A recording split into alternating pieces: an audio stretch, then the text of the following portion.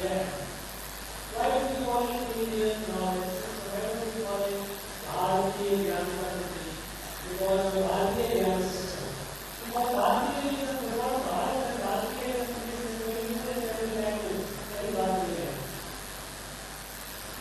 So when we say Bharatiya knowledge system, it was a different way. When we say Indian knowledge system, what is Indian knowledge system and how is it different from European knowledge system? Bharatiya knowledge system, Bharatiya Gyan Padhati. When we say Bharati, because we try to understand what is Bharati, what is Bharat. Bharat cannot be understood to India. In Bharatiya Gyan Padhati, our Karnataka has a dristy, a particular way of doing things. Dristy. Because Bharat itself is a evolution of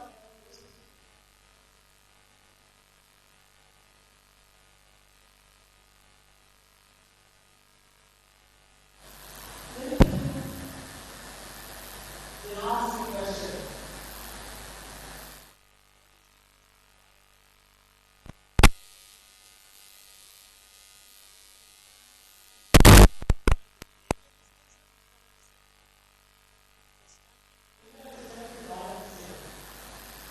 But the meaning of the word understanding. Bharat cannot be understood through understanding things. India is a political state. And political state has no other European definition of economic capitalist. There is land defining territory. There are people living on that land, on the territory. There is a government that administers that territory of the people, and that government is sovereign. These four attributes are needed for a state, for a state. Bharat has been difficult. Yes, we need to come to India and it is. What is it of that? Bharat has to go for several thousands of years. Bharat has to go for several thousands of years. At no point of time there was one ruler ruling the whole Bharat. There was no one government of the whole Bharat. And yet Bharat was Bharat. This Bharat, with people of different languages, speaking different languages, having different eating habits, wearing different costumes, dress, inhabiting different parts of it, yet they remain as one thing. At the society level, at the people-to-people level, a person from Kashmir had no problem in coming to Rameshwaram or Kanchipuram or Dwarka or Badri or Puri, Ujjaini, Kashi, numerous, hundreds of people. These hundreds of people from each state was located in an area of a different king. Each state was located in a different kingdom. And yet, each of these states belonged to the whole Bharat.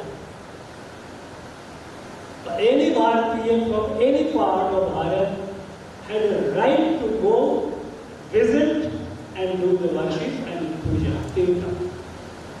In fact, it was mandated that in a lifetime, every Bharatiya must do certain kirtan. So, all these different kings, different kingdoms, and yet it was one. How? So, Unless we understand Bharat, it will be difficult to understand even the Bharatiya Jnana Paddhati or knowledge system. Because you need that drishti. The drishti that developed during the Vedic period. Our rishis of the Vedas, when they talked about, when they revealed the knowledge, their entire creation is one family. Every element of creation, whether humans, plants, animals, even rocks and rivers, every element has the presence of the same divine. These are various manifestations of the same divine, so we are all members of the same family. Everyone is related with everyone else. Everyone is related with everyone else organically, not theoretically. Organic. Now, this Krishna, this darshan, I won't call it philosophy because philosophy has a limitation. Philosophy is guided by reason, logic. In our Jnana Paddhati, reason is not sovereign. Reason is important, buddhi is important, but it is not sovereign, it is not final. There are things beyond buddhi. That is why even our Shastra says, Naisa Karakena Makiramaniya, you can't get the truth by logic and argument. So it requires a different drishti. The drishti that has given rise to this. And I would urge all those who are dealing with this so-called ideas, please call it BKS, Bharatiya Knowledge System, because that will be the right description of it, not ideas. Now, we have a big challenge because we are living in an interconnected world. For long we have been colonized, our mind has been trained largely to think in the Western European model of thinking, European knowledge system. And in this world, such interconnected world, with so much of dominance of the European knowledge system, when we are trying to rejuvenate our Bharatiya knowledge system, we need to be very strong in our foundation. We have people who are observing the parampara. They have been keeping the parampara for thousands and thousands of years, and we must be highly grateful to them for keeping it. But that's not enough. Parampara gives a drishti.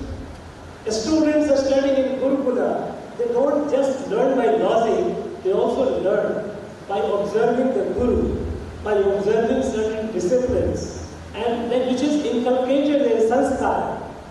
Through sanskara they acquire the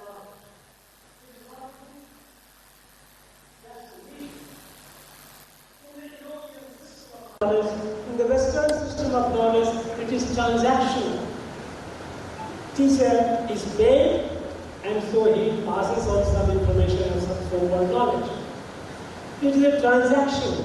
In Bharatiya Jnana Paddhati, it is not. Knowledge is never ever transaction. We have to have a solid foundation. And we have to create a glossary of words which are very essential about an equivalent to which there is no other word in any language in the world. And certainly not in any European language, not in English. You have equivalent in some of the Bharatiya language, but not in any foreign language. For example, what is Rashtra? We say Bharat is not a political state. It is more than that. What is a Rashtra? Rashtra has to be defined. Rashtra is not a political state only. Political state is only a small part of it. Unless we understand Bharat, Rashtra, what is Rashtra, we will not be able to argue and convince and tell the other convincingly. Because they have to understand. We can't blame them also. Because they have a certain way of, they have been groomed and trained in a particular way of learning. So when we are going to tell them, it has to be intelligible, it has to be something which they are able to understand. So we have to define these terms. Rashtra. What is Rashtra? What is Drishti? What is Darshan? Darshan is not philosophy. Because even when we say Western knowledge is essentially physical, bhautik jnana. Bhautik jnana is acquired through jnanendriya. We have 5 jnanendriya. Sight, sound, smell, sensation and taste. Based on. In Bharat, we have something called Shukshmendriya. Shukshmate. These are, sensibilities, supra-sensibilities. What Rishyavendra calls it, supra-sensibilities. It is there in our system.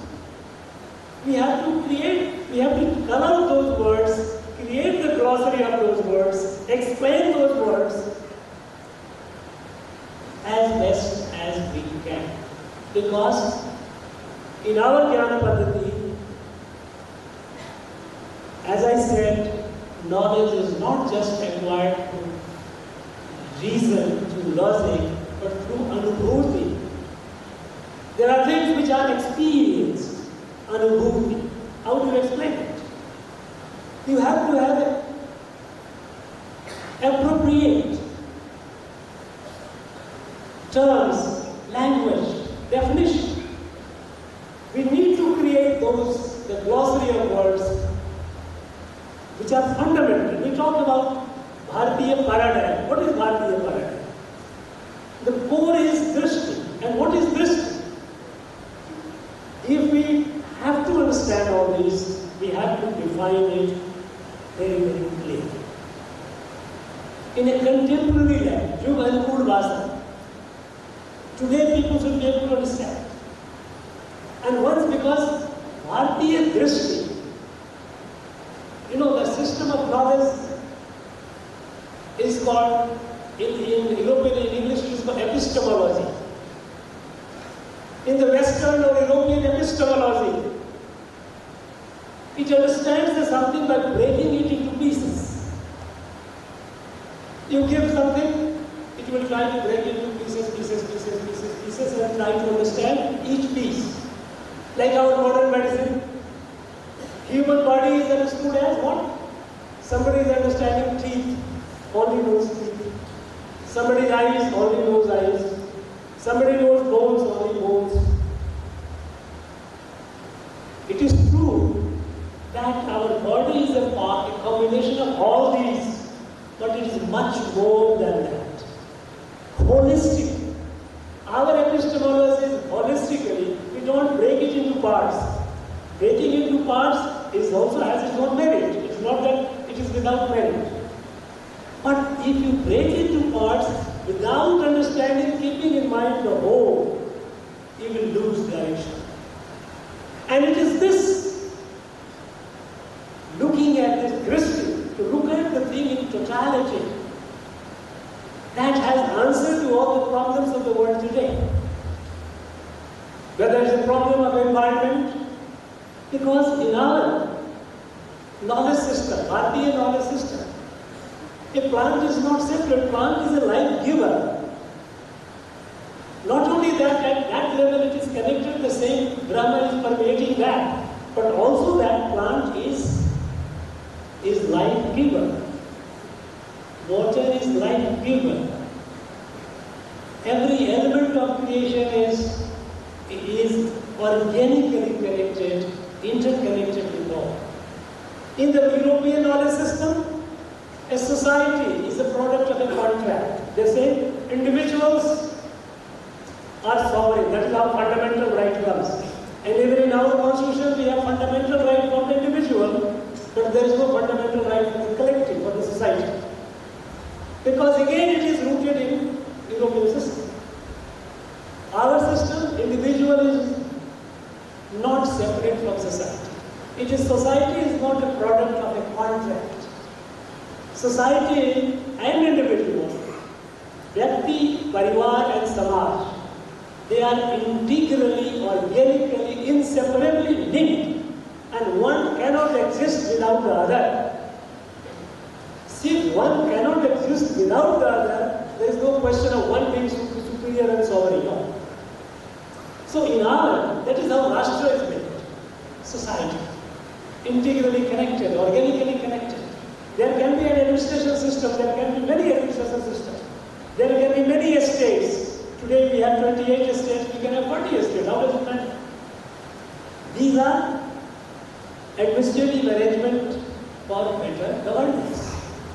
At the society level, Bharat as a Rashtra is looked at in totality. So, we have, in our knowledge system, we don't break things into parts and try to understand the whole by looking into parts. No. We look into parts, but by looking into parts, we look into the whole also. Even today, scientists are looking at, many of you who are studying science, students of science, you know that every atom is a micro solar system. There is something nucleus, there are electrons, protons revolving around it like a solar system. Micro is a small, mini, micro manifestation of the macro. Individual is a manifestation of the Supreme Divine. This is Drishti. So when we are developing the Bharatiya knowledge system, we must make ourselves capable to develop that drishti by which we should be able to explain and take forward the knowledge towards understanding the world. The world is facing lots of problems today. Existential problems, wars happening, poverty.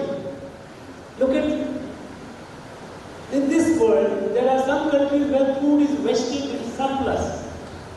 But there are people, large number of people who are going hungry without food. Is it sustainable? This is the product, this system is a product of European knowledge system.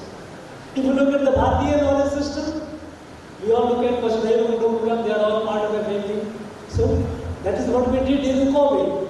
When COVID happened, what we did was our Bharatiya drishti. That no, our scientists have found vaccines. When the developed countries, advanced countries found the vaccine, they started making money. Raise the prices. When our scientists got the vaccine, we shared the vaccine with the needy people in over 150 countries of the world. This is Bharatiya drishti. So Bharatiya, for developing the Bharatiya knowledge system, we have to first stress and devise ways by which we strengthen Bharatiya drishti. No, drishti, what is that? And that drishti, once we understand it, things becomes easier.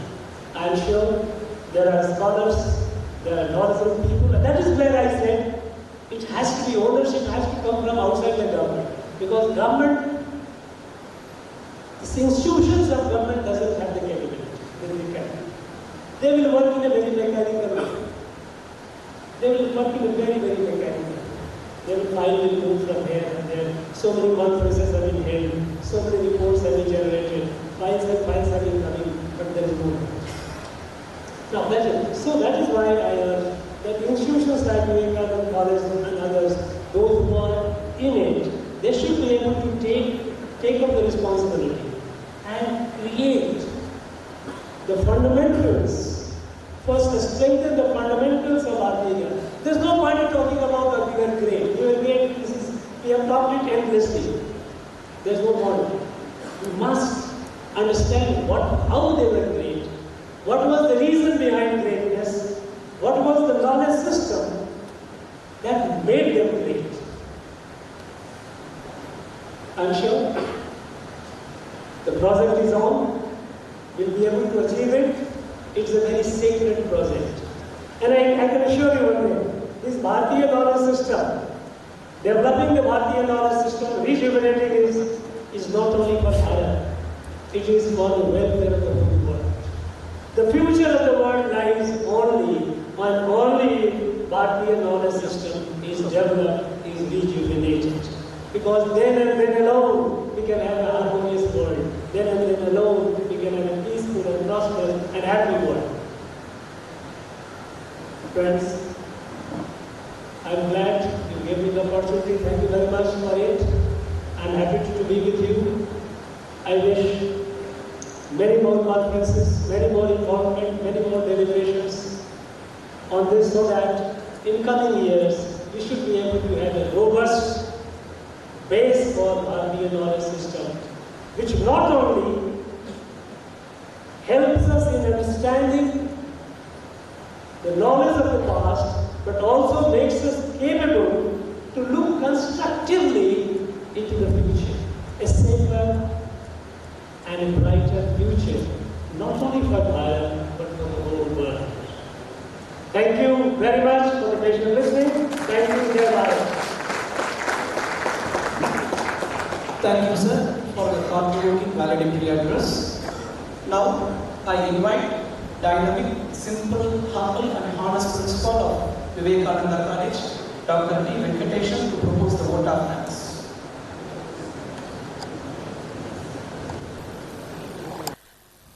So first of all, I submit my pronouns at the feet of our founder Swamiji, Swami Siddhavananda. The most respected Vice President of our Ramakrishna Davavanam, Swami Niyamananda, the most respected Secretary Swamiji of Vivekananda College, Swami Vedananda, and dignitaries on the dais and off the dais. So good evening. So as we conclude this event, it is my honor to extend a heartful vote of thanks to everyone who contributed to making this conference on Indian knowledge system